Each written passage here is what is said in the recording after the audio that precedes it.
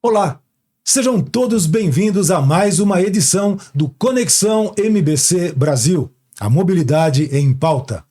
O Instituto MBC Brasil reúne empresas, entidades e associações com um propósito comum: a redução das emissões de gases de efeito estufa na mobilidade.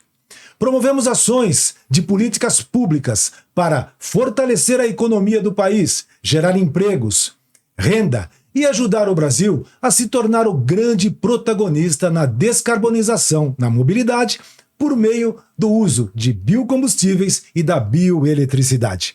Eu tenho comigo, mais uma vez, a satisfação de ter aqui a Beatriz Rossi Pereira, nossa gerente de comunicação e marketing, e também o José Eduardo Luzzi, presidente do Conselho de Administração. O Luzzi conduzirá a entrevista de hoje e apresentará o nosso convidado muito especial. Mas, Luzzi, a palavra é com você. Obrigado, Orlando, Bia. Uma alegria estar aqui hoje participando de mais um podcast do Instituto MBC Brasil e contextualizando que nós reunimos empresas, 27 empresas e entidades de toda a cadeia automotiva. Então, nós temos nas nossas fileiras produtores de etanol, praticamente todos os produtores de etanol do Brasil, representados pelas diversas associações. Nós temos os produtores de biogás, biometano, temos montadoras, indústrias de autopeças, indústria de máquinas, temos a academia, tecnologia, o pós-venda e os trabalhadores. Então, no nosso instituto, nós agregamos todos os elos da cadeia automotiva. E a cadeia automotiva, ela não funciona se não tiver uma base de fornecedores forte. Uma base de fornecedores que tenha tecnologia, que tenha qualidade, que tenha poder de investimento e de desenvolvimento no Brasil.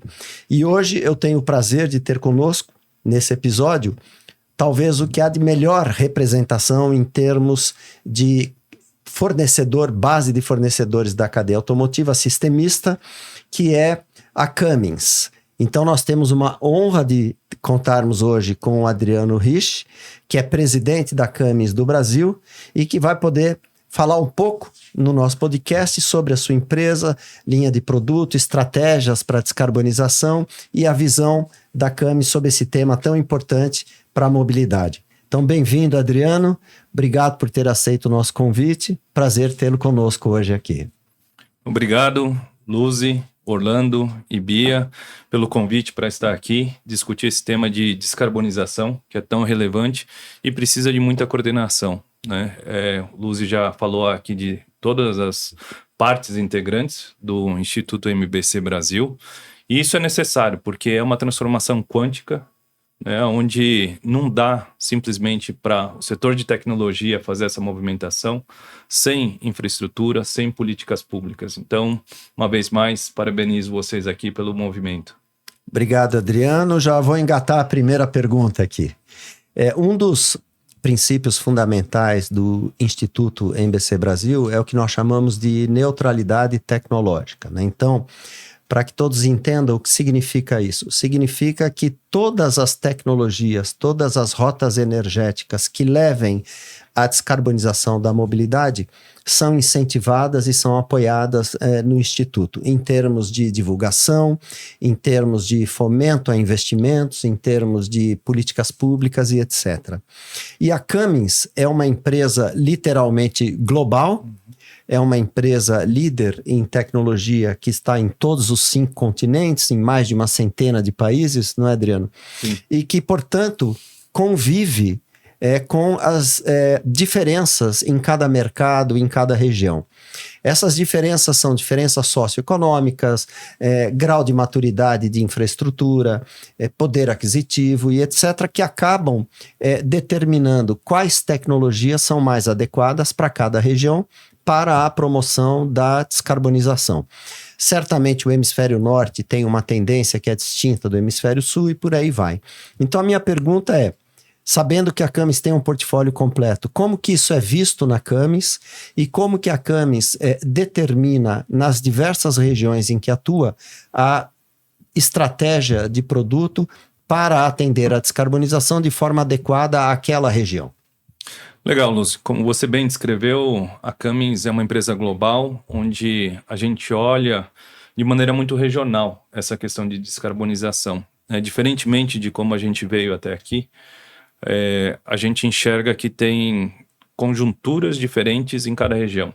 Então a gente olha muito sobre pilar de infraestrutura, parte de regulamentação e parte de tecnologia. Né? A gente entra nesse tripé, a gente entra com a parte de tecnologia. E o nosso portfólio de tecnologia, ele contempla desde motores a combustão interna, né, passando por diesel, gás, gasolina, etanol, biocombustíveis, passando até o nosso portfólio de produtos de zero emissões.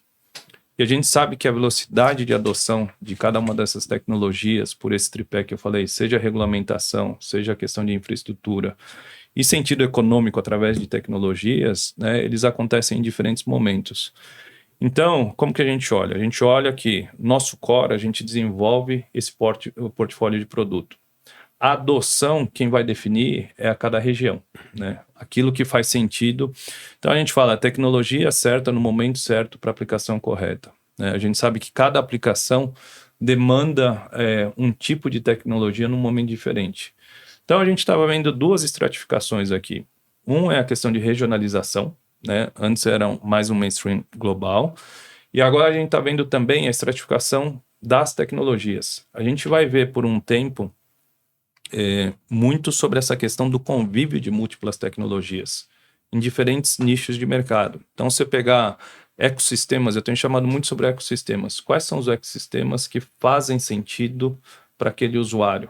Então, quando você tem um transportador logístico onde faz a questão de aterro, né? Você tem a questão, você mencionou aqui sobre biogás, biometano, faz muito sentido do ponto de vista de circularidade e redução de carbono, a questão da pegada de carbono, a questão de motores a gás. Né? Já na agroindústria, nas refinarias, faz muito sentido o etanol. Faz sentido mais cedo, porque você tem diferentes custos, né? E aí entra a questão de infraestrutura, com capilaridade dos combustíveis. Então, a gente olha, eu dei o exemplo aqui do Brasil, e aí outras regiões do mundo têm diferentes drivers aqui para a adoção dessas tecnologias para cooperar com a questão de descarbonização. Perfeito, Adriano. Então eu entendi que a Cummins, como uma corporação, desenvolve a tecnologia fica disponível para todas as suas organizações ao longo do planeta e regionalmente decide-se qual tecnologia é mais adequada para aquela região naquele momento. É isso. Por isso que a gente tem, inclusive, os centros tecnológicos em cada região.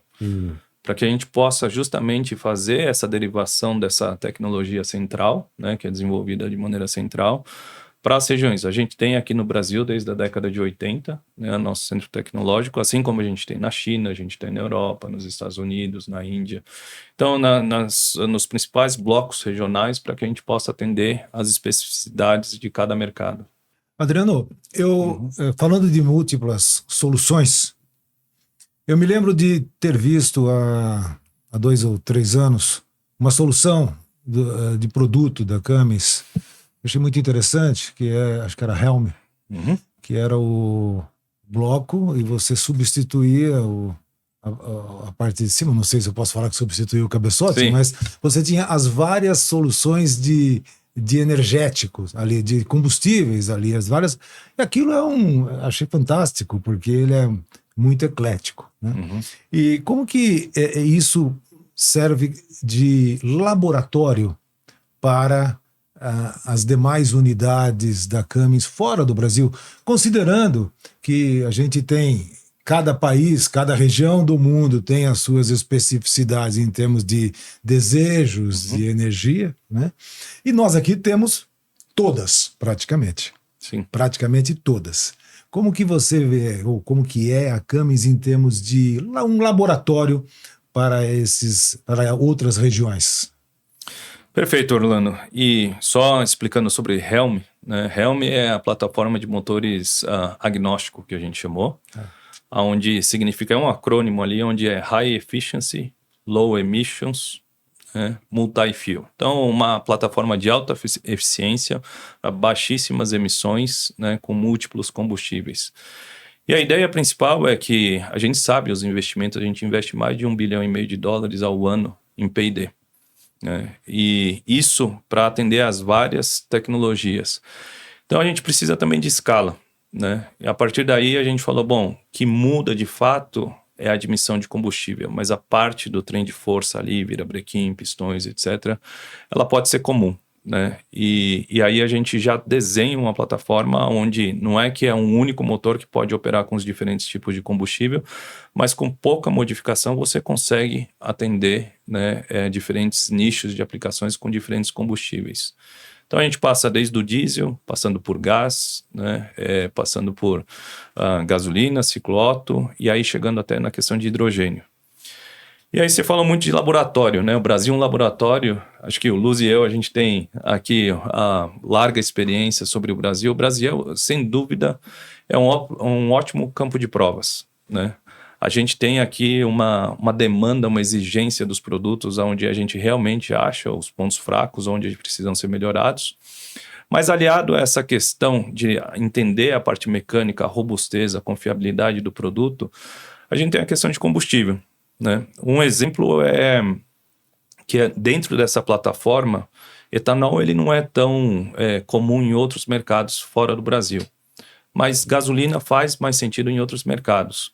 Então o que a gente fez é, a partir da gasolina, né, do ciclo-Otto com gasolina, a gente fez aqui o conceito para o Brasil do etanol, que é muito mais próximo, né? 2 ciclo-Otto, e hoje a gente tem já esse conceito rodando na agroindústria aqui. Então está como prova de conceito, né? Onde a gente está realmente testando. E é um ciclo iterativo, onde a gente tem os aprendizados aqui, a gente retroalimenta, né, a nossa matriz, onde a gente está fazendo o desenvolvimento da plataforma como um todo, onde a gente faz os refinos tecnológicos, refinos de produto.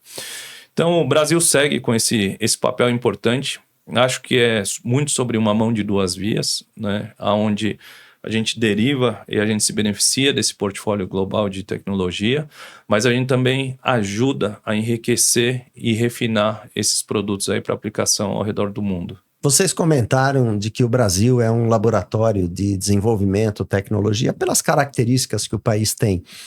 Mas nós, no Instituto MBC Brasil, Adriano, defendemos que o modelo brasileiro de descarbonização pode e deve ser adotado em outros países, principalmente do sul global. Então nós temos, por exemplo, a África, América Latina, Ásia, são diversos países que têm características socioeconômicas semelhantes ao Brasil, poder aquisitivo semelhante ao Brasil, estágio de infraestrutura também semelhante ao Brasil e condições climáticas que também permitem a produção de biocombustíveis, assim como no Brasil.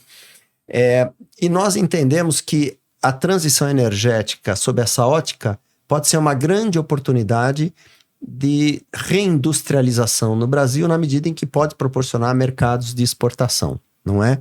Não apenas de biocombustíveis, exportação de etanol, exportação no futuro do hidrogênio. O Brasil se coloca como um grande potencial de ser um polo produtor de hidrogênio verde, mas também do biogás, do biometano. Como que a Camis enxerga essa diferença regional, global, e quais as oportunidades que a Camis enxerga para o Brasil nessa transição energética?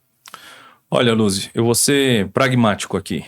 O Brasil ele tem a chance de ser protagonista na questão de descarbonização. A gente tem uma matriz energética que ela é plural, ela está estabelecida. A gente tem muito sobre a questão de infraestrutura já estabelecida aqui no país. E a gente tem, há muito tempo, a gente já discute sobre essas tecnologias em uso, né? Não no setor pesado, mas a gente tem aqui a questão dos carros de passeio, com os motores flex, 100% etanol ou os motores flex. Então, quando a gente olha que a gente não precisa, né, não tem aquela urgência de descarbonizar a matriz energética, porque ela primariamente já é renovável, uma das mais limpas, se não for a mais limpa do mundo.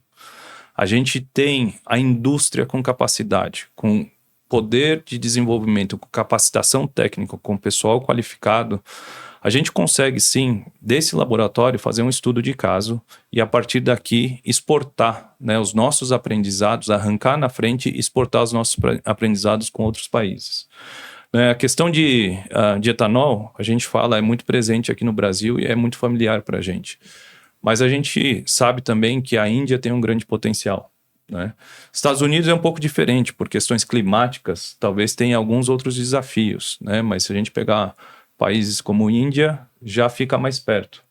Então eu acho que quando a gente olha para o parque industrial que a gente tem, a questão da nossa matriz energética, capacitação que a gente tem de profissionais, a gente tem toda a chance de, através de investimentos, desenvolvimentos de tecnologias, sermos os precursores e trabalhar para a industrialização, né? Dar uma freada nessa questão de desindustrialização e ter esse protagonismo, né? A partir daqui, da regionalidade, aquilo que servir para o mundo, faz todo sentido a gente exportar. Perfeito. E nesse momento, essa questão se torna ainda mais relevante, né? Eu queria lembrar a todos que o Proálcool surgiu há 50 anos. E quando ele foi lançado em 1975, ninguém falava de gás de efeito estufa. Não foi por esse motivo que surgiu o Proálcool, foi por segurança energética. Foi na crise do petróleo, um aumento brutal no valor do barril do petróleo, e o Brasil, para ter autonomia e segurança energética, desenvolveu o etanol como uma alternativa. Sim. O que está acontecendo hoje não é diferente disso. É claro que hoje o drive é a questão da descarbonização, mas quando se fala de segurança energética, hoje nós também temos que pensar no petróleo, por conta dos conflitos que estão ocorrendo no Oriente Médio. Então eu diria que os biocombustíveis, além dessa questão de descarbonização, passa a ter um papel fundamental como segurança energética alternativa ao petróleo. O Brasil, nesse sentido, está muito bem posicionado nos leves, caminha para estar bem posicionado nos pesados, e nós podemos também levar essa mentalidade para outros países. Então, além da questão de descarbonização viável, é uma questão de segurança energética também, não é? Luz, se você me permitir, vou falar um pouco, a gente está falando bastante de mobilidade aqui, mas a gente também está investindo bastante nessa questão de segurança energética para os data centers. E ali é uma escola de aprendizado também, né? O que acontece? A gente tem uma usina de energia, né, onde tem geradores de hiperescala aqui, 60 megawatts, então são 20 geradores de 3 megawatts cada um, aonde a gente vai, nesse trimestre ainda, começar a rodar com HVO. Excelente. Né? A gente sabe que a HVO é considerada como um drop-in fuel, ou seja, aquele combustível que simplesmente você usa na plataforma, mas é sempre bom a gente testar um pouco mais, ter mais horas de laboratório aqui para a gente entender, né, como se comporta e quais são os benefícios. E a gente pode começar a ter benefícios imediatos aqui sobre redução da pegada de carbono. Então, é algo que eu vejo que a gente tem que colaborar entre os vários setores. Setor de mobilidade, né, setor de data center, que tem crescido exponencialmente no Brasil. Né? Então, a gente usa provavelmente aqui, se não tivesse data center, a gente não estaria fazendo esse podcast aqui. Né? Então, é algo que a gente tem, acho que tem que olhar para todos os setores agrícolas, setor estacionário, setor automotivo. Inclusive o Brasil tem tudo para atrair data centers do mundo inteiro, até por conta da nossa matriz elétrica limpa e renovável, né? O consumo de matriz elétrica num data center, acho que é o principal insumo de um data center, é a energia elétrica, né? E antes de passar a pergunta para o Orlando, eu não quero perder o gancho, porque você fez um comentário para que eu faça uma pergunta interessante. Quando surgiu questão de descarbonização da mobilidade, etc., a ideia inicial era eletrificação. Então, principalmente no hemisfério norte, Europa, Estados Unidos, China, falava em descarbonização da mobilidade e pensava-se em eletrificação.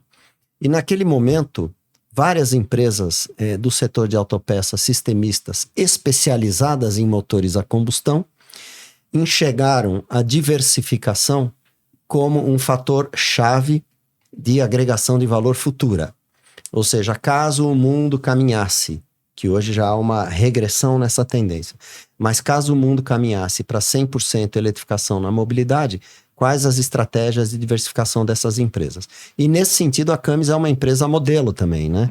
Exemplar, porque é uma empresa que é muito diversificada em termos de linha de produto e que não depende apenas de um segmento, que é o segmento de motores a combustão com combustíveis fósseis. Você pode comentar um pouco sobre isso? Comento sim. A nossa divisão que você está se referindo é a Accelera, né, onde é uma divisão focada em produtos zero emissões. E a gente olhou justamente isso, né? O objetivo, o destino final é chegar em zero emissões. Tanto que a gente chama de destino ao zero a nossa estratégia de descarbonização e de crescimento da companhia, né? A hora que a gente olha a bateria, eu acho que o Instituto MBC Brasil, ele tem esse papel aqui importantíssimo em trazer mais educação de tudo aquilo que é necessário para que ocorra uma descarbonização que faça sentido ambiental, faça sentido econômico, faça sentido para quem opera com essas tecnologias. E eu acho que o mundo ele tá se ajeitando, né? Ele tá se instruindo cada vez mais. Alguns avanços que eles foram mais rápidos, como você falou, eles desaceleraram. E é muito em questão daquela nossa maneira de enxergar, daquele tripé, onde ele está um pouco desequilibrado. Eventualmente você tem a tecnologia, mas você tem déficits aqui de infraestrutura, né? A China, é claro para a gente que vai muito nessa direção de eletrificação, né? Outros mercados como Ásia, Coreia e Japão, eles têm olhado muito para hidrogênio. Então você fala assim, bom, já é sobre zero emissões, mas não necessariamente só sobre bateria, né? Então o mercado europeu ele está sendo muito puxado por regulamentação, né? E os Estados Unidos ele sempre olha assim muito sobre uma competitividade, um portfólio amplo de tecnologia, onde o mercado possa fazer as escolhas daquilo que faz mais sentido para eles em cada uma das operações, né? Então eu acho que hoje a gente entende melhor as emissões, né, o impacto das emissões do berço ao túmulo, a gente entende melhor as questões de infraestrutura, questões tecnológicas e que precisa fazer sentido econômico juntamente com a questão de melhora ambiental. Então é por isso que a gente olha do portfólio de A a Z aqui de maneira ampla. Perfeitamente alinhado com o Instituto, né? Total. Eu vou passar a palavra para a Beatriz, que ela tem uma pergunta para fazer pelo Adriano. Depois eu volto aqui para falar também.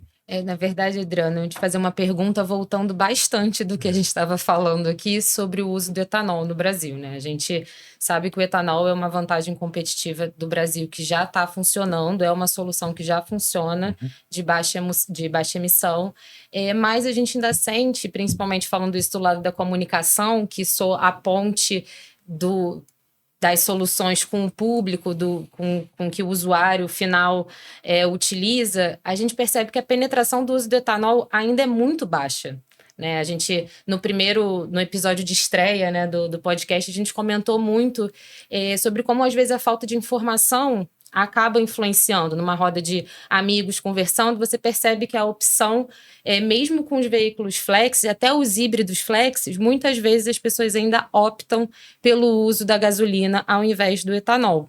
E aí a gente tem aqui a melhor representação, né, do fornecedor. Eu queria ouvir de você um pouco por que isso não faz sentido, né? Por que ser resistente ao uso do etanol não faz sentido, sob o argumento de que o motor não funciona com tanta eficiência, que ainda é um mito a ser desmistificado, né? Não sei se é um mito ou se é uma verdade essa questão da eficiência, né? Quando a gente fala nas aplicações que não são de carros de passeio, a decisão dos carros de passeio, elas são muito mais emocionais, né?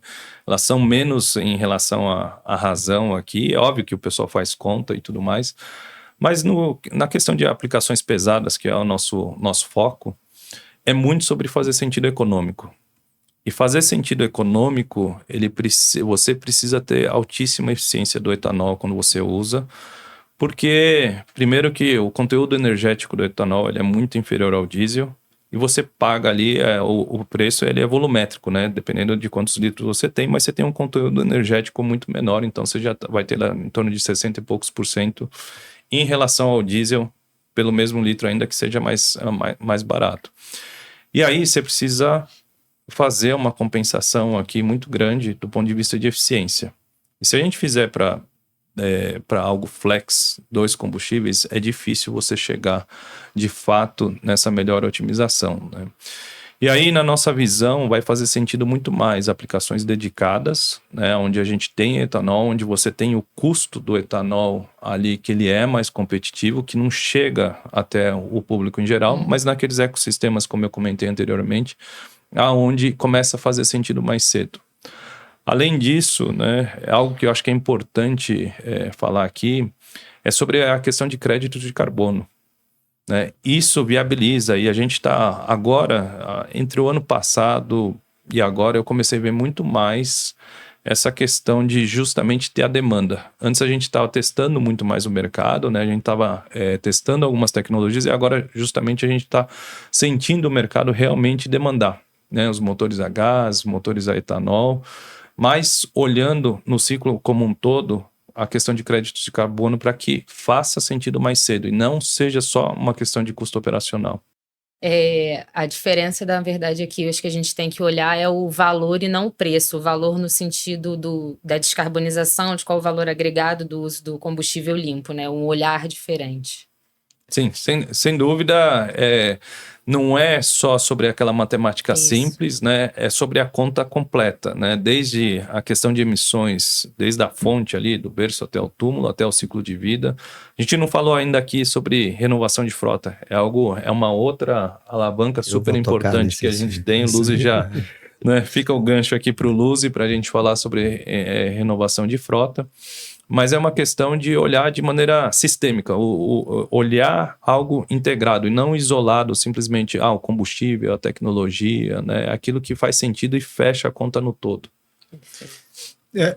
Antes de devolver a palavra para o Luzi, porque a renovação de frota é um termo que borbulha aqui quando a gente conversa,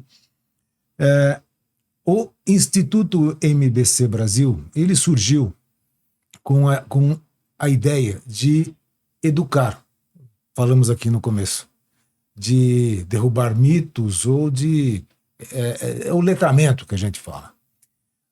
Havia no início aquela ideia de que o risco do Brasil assumir uma rota tecnológica que não é adequada para a gente. Então isso fez com que nós nos movimentássemos, né? Todos os elos dessa nossa cadeia se movimentasse para que não sermos contra nenhuma rota tecnológica, mas entendemos as rotas que são mais adequadas à nossa realidade. As rotas, nós temos uma realidade socioeconômica. E aí surgiu o conceito de divulgarmos, para isso a Beatriz ela é responsável pela comunicação, e esse é um dos objetivos nossos, educar, divulgar essa diversidade de biocombustíveis ou de soluções que temos para atingir as metas de redução de emissões. Nós fizemos recentemente um estudo, claro, nós fazemos estudos para embasar as decisões. Então, nós influenciamos a política pública nesse sentido, com embasamento. Fizemos estudo, um recente agora, que são os desafios estruturantes para que nós possamos chegar daqui a 10, 15, 20 anos em condições de entregar aquela demanda esperada para os biocombustíveis, seja o etanol, o biodiesel, o biometano, o hidrogênio, o HVO, não só para veículos terrestres, mas também para marítimo, para o aéreo, com o SAF. Eu queria ouvir um pouco de você, qual que é a sua visão a médio e longo prazo sobre esses desafios estruturantes. O que precisamos, onde está a nossa dificuldade, o que nós precisamos fazer para chegar lá e entregarmos, porque a economia cresce, a demanda cresce, mas o Brasil tem os problemas que todos conhecemos de infraestrutura. Eu queria ouvir um pouco sobre você, para que você falasse sobre os desafios estruturantes. Qual que é a sua visão, a visão da Camis, a médio e longo prazo para isso? Super importante a pergunta, Orlando. E um dos motivos para a gente ser associado do Instituto MBC Brasil é justamente porque a gente entende que a gente precisa ter uma discussão, um debate aqui qualificado, como a gente está tendo. Você acabou de mencionar os estudos, né, para que a gente possa justamente olhar sobre as políticas públicas, tudo aquilo que a gente precisa para que a gente possa mover, né, nessa questão de estrutura mesmo, de infraestrutura. E na semana passada tive uma vez mais com o deputado Arnaldo Jardim, né, a Lei do Combustível do Futuro, aonde eu acho que é extremamente importante para falar para a gente sobre a pluralidade, né, das rotas tecnológicas e o compromisso da gente ter diferentes tipos de combustíveis disponíveis.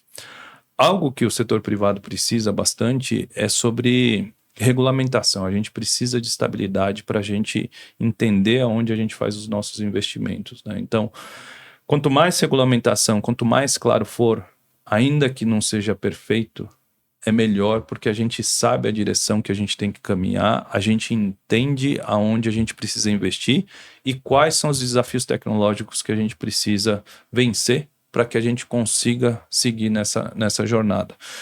Então, eu acho que você falou bastante assim sobre a preocupação entre o Brasil eventualmente ter tecnologias que não façam sentido para o Brasil.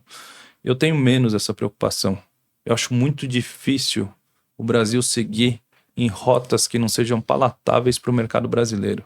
Porque já é tão difícil, já é tão complicado, que se a gente não usar tudo aquilo que a gente tem, né, ao nosso redor, vai ficar quase que impossível a gente fazer essa descarbonização.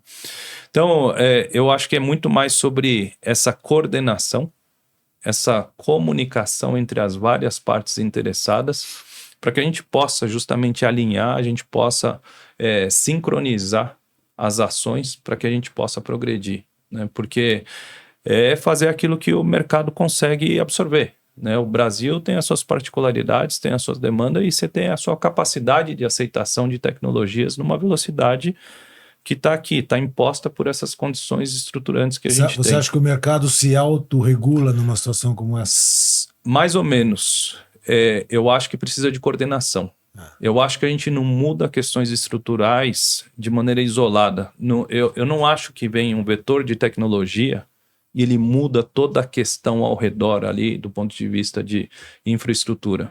Mas eu acho que através dos pilares que a gente já tem, né? O Luzi falou aqui pro álcool, você estava lembrando aqui, pela idade que a gente tem, a gente viveu tudo isso, né, Luzi? Mais de 50 anos, né, dessa questão de etanol. É uma questão que a gente olhar, não é de décadas, talvez é centenário aqui. Você não muda o curso de algo estruturante de maneira fácil, né? Então, quando eu falo, mas também não é autorregulado. Eu acredito muito no que o Instituto MBC Brasil está fazendo. Essa iniciativa de tentar coordenar, abrir o diálogo para ouvir as partes e a gente chegar numa convergência daquilo que a gente precisa, atendendo as diferentes partes interessadas aqui nessa questão, né? Tem a questão de meio ambiente, tem a questão tecnológica, tem a questão de sentido econômico para quem usa as tecnologias, né? Então eu acho que é muito sobre a coordenação. E aí, a partir disso, a gente vê e correções estruturais de rota, elas vão acontecendo ao longo do tempo, né? Mas, de novo, reforço, a gente precisa ter claro essa questão de regulamentação. Regulamentação, se a gente olhar ao longo da história, fomentou o desenvolvimento tecnológico, permitiu mais aporte de investimento aqui no país e é o que dá segurança para a gente seguir investindo. Perfeito, Adriano. Concordo 100%, né? Realmente, o que o investidor precisa é de clareza regulatória, regras claras, regulamentações que sejam de Estado e não de governo, que deem previsibilidade, visão de longo prazo, que assegurem a demanda e que fomentem pesquisa, desenvolvimento e inovação tecnológica. E nesse sentido, eu acho que o Brasil está bem posicionado. Nós temos o Mover, nós temos a Lei do Combustível do Futuro, respectivamente, uma mais voltada à tecnologia, outra mais voltada ao energético, ao biocombustível, e que tem como objetivo principal dar essa clareza e essa segurança ao investidor. Inclusive, quando a gente fala do Brasil ser um modelo para mercados do sul global, a gente inclui a questão regulatória do Brasil. Mas eu vou aproveitar esse gancho e para entrar no tema de renovação de frota que você tocou, porque o que falta hoje para termos uma renovação de frota perene e permanente? Um plano de Estado que seja perene e permanente. Esse estudo que o Orlando comentou, que mediu os gaps tecnológicos, né, entre a oferta atual de energéticos e a demanda futura, ele fez uma projeção para cada segmento da mobilidade de quanto que é a frota circulante hoje e quanto que será a frota circulante em 2040, daqui 15 anos. No caso específico de caminhões, que é acho que o principal segmento de atuação da Camis, Sim. esse estudo traz uma notícia excelente, que hoje o Brasil tem cerca de 2,3 milhões de caminhões na frota circulante, isso vai subir para 3,4 milhões em 15 anos. Eu ia chutar 3 milhões, Lúcio. 3,4 milhões, 10% a mais, estudo, pouco né? mais. E excelente. Ele trouxe ainda a informação que hoje, dos 2,3 milhões, 99% são diesel. Lá em 2040, 85% são diesel. Porém, hoje nós temos 2,3 milhões de diesel e vai subir para 2,9. Então, em 2040, nós teremos 85% de participação de diesel, aproximadamente 7% de participação de elétricos em caminhões, algo como 8% de biometano, né? Claro, o elétrico muito mais no last mile, grandes centros urbanos, o biometano para longas distâncias, né? Mas, de qualquer forma, não haverá descarbonização se não houver renovação de frota. Porque sai de 2 milhões e 300 a diesel e vai para 2 milhões e 900. E o que falta hoje é justamente uma lei, uma política pública perene, que dê segurança e que dê mecanismos de financiamento para renovação de frota. Nós, na ABPESA, Sindipesa, membro do Instituto MBC Brasil também, estamos comandando um trabalho de uma coalizão com esse objetivo. E um dos pontos, um dos pilares fundamentais é a questão de crédito carbono que você comentou numa resposta anterior. Sim. Como um fator de incentivo e um fator que gera benefício adicional para a introdução de uma determinada tecnologia, no caso, para a renovação de frota. Então, toda vez que você tira, por exemplo, um caminhão com 20, 25 anos e substitui por um caminhão Euro 6, é claro que quem é usuário do caminhão de 25 anos não vai comprar um Euro 6. Ele vai comprar um caminhão 5, 6 anos mais novo, que por sua vez vai comprar... E lá na ponta vai vender um Euro 6. Então você tem um ganho de eficiência energética enorme, portanto, menos emissão de CO2, passível de emissão de crédito carbono. Quando você pega e tira de circulação um caminhão e leva para reciclagem, essa reciclagem vai evitar a produção de peças virgens, portanto, menos emissão de carbono, né? Então, para nós é fundamental, falar de descarbonização sem pensar na frota circulante, é meio que um sonho, né? E a frota circulante passa pela renovação de frota. Como que a Camis enxerga esse movimento e como que a Camis trabalha nesse sentido? Totalmente em linha, Luzi, com a questão de renovação de frota, pelos números que você acabou de citar. A gente tem aí, eu estava fazendo umas contas aqui, então vamos falar aqui, produção em torno de 140 mil unidades ao ano. Para uma frota circulante de 2 milhões, você tem uma taxa de renovação aqui de 7%. Então, e se jogar para 2040, ainda aumenta para 2 milhões e 900. E eu vejo como vários benefícios, né? Tem benefícios também que, à medida que você aumenta a produção de novos, tem a questão de manutenção da indústria, tem a questão de empregos associada à manutenção da indústria, tem a questão que você acabou de falar sobre eficiência energética, onde, às vezes, sem mudar de tecnologia, o ganho que você tem, simplesmente porque você queima menos combustível, né, para fazer o mesmo percurso, você vai ter a redução de CO2. Então, aí da emissão de CO2, então aí você já tem um ganho por si só, né? Sem mudar de tecnologia, sem questões estruturantes, como o Orlando estava falando, a gente já consegue ter o impacto. Além da questão da circularidade aqui da economia, só como exemplo, a gente tem, né, a nossa linha de remanufaturados. São 580 toneladas ao ano que a gente deixa de extrair aqui dos recursos naturais e a gente aumenta a recircularidade aqui. Aonde diminui, né? Se pensar em escopo 1, 2 e 3, a gente melhora a nossa pegada de carbono aqui quando a gente está olhando essa questão de renovação de frota. Então, acho que é algo que é complementar a tudo aquilo que a gente discutiu até aqui, né? A gente falou sobre diferentes tecnologias que vêm para reduzir ainda mais, mas eu acho que sem olhar para a questão da frota circulante, o impacto ele é diluído de sobremaneira. Então a gente precisa, sem dúvida, olhar para a questão de renovação de frota. Esse é um ponto fundamental e que é muito pouco comentado, né? Toda vez que se fala de descarbonização da mobilidade, se pensa em rotas alternativas. Mas o diesel ainda tem um espaço a percorrer, contribuindo para a descarbonização através de novas tecnologias que aumentem a eficiência energética do motor. Uhum. A Camis continua investindo pesado em desenvolvimento de motor diesel, objetivando aumento de eficiência energética, redução de consumo de combustível e, com isso, menor pegada de carbono, correto? Perfeito. O Orlando comentou hoje aqui mais cedo sobre a plataforma Helm. É uma plataforma totalmente nova, com tudo aquilo que a gente entende que pode trazer eficiência além da questão da redução de emissões. Então, o objetivo não é simplesmente a questão de redução de emissões, mas é sim muito voltado para a questão de eficiência. Muitos dos componentes não são por questões puramente de emissões, mas muito sobre eficiência, né? A maior eficiência que a gente tiver, a gente acelera também essa questão de descarbonização. Perfeito. Bem, temos um... Tem mais uma pergunta, Adriano. Você comentou mais cedo sobre a importância do trabalho do Instituto de coordenar todos os elos da cadeia da mobilidade para que todos os gaps de infraestrutura sejam cobertos, né? E aí eu queria escutar de você, na sua visão, qual a importância do trabalho do Instituto, né? E como é para você a Camis fazer parte do Instituto?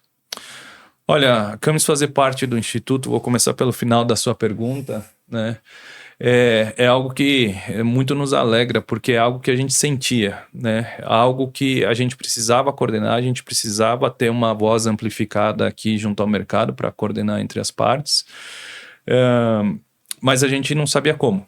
O Instituto veio a calhar, né? Aqui com Luzi, Orlando, você, a gente consegue de maneira coordenada fazer essa coalizão aqui entre as várias partes, para que a gente consiga amplificar e ter uma voz onde ela não está defendendo apenas uma ou outra parte, mas está muito sobre ouvir a todas as partes e formar uma ideia completa de tudo que é necessário para a gente fazer a descarbonização, né? Então, eu acho que esse papel aqui do Instituto MBC Brasil, ele é fundamental para que a gente possa seguir avançando aqui e ouvindo a todos, né? É um problema, eu falo, é um problema quântico, que se a gente não se der as mãos aqui, independentemente dos papéis que cada um tem, dos desafios que cada um de nós tem, é quase impossível você mover, né? Acho que é só dando as mãos aqui que a gente consegue, de fato, seguir adiante. Então, parabenizo uma vez mais aqui o Instituto MBC Brasil. Dentro da governança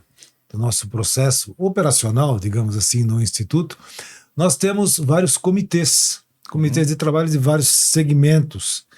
E a Camis é muito atuante nos nossos comitês, principalmente o Comitê de Marketing e Comunicação, que é coordenado pela Beatriz. Eu quero de público te agradecer por essa presença no comitê, porque enriquece bastante o nosso trabalho.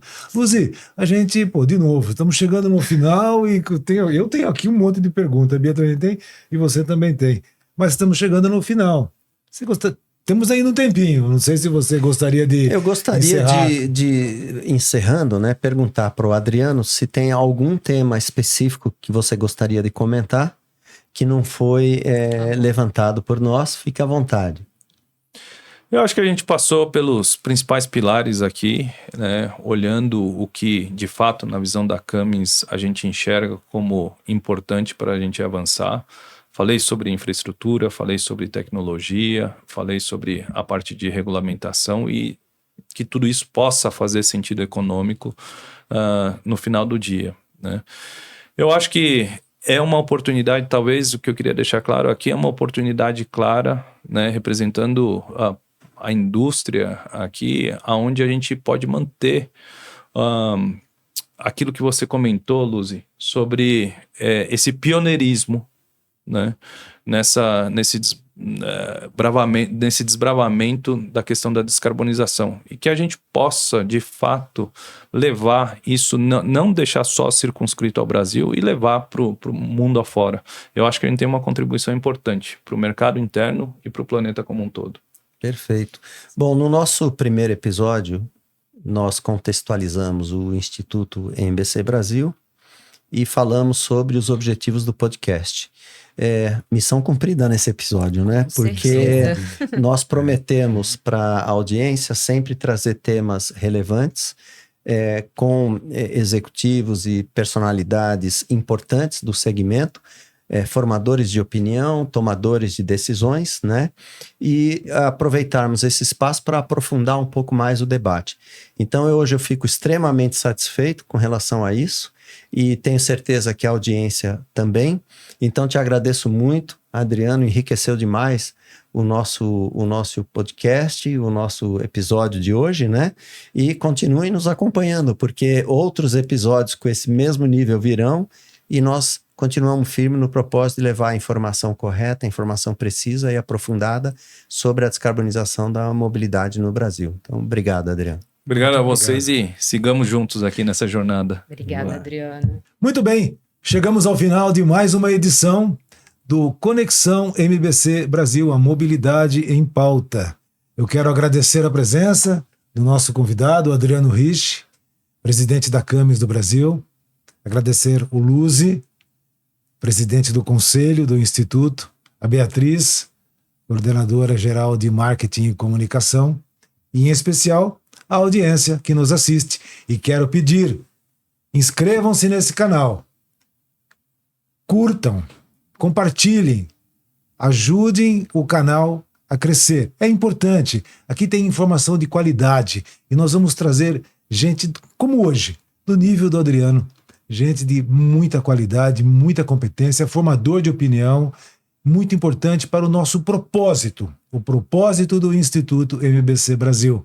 Inscreva-se no canal, curta, compartilhe e aguardamos você no próximo episódio. Até lá e um grande abraço.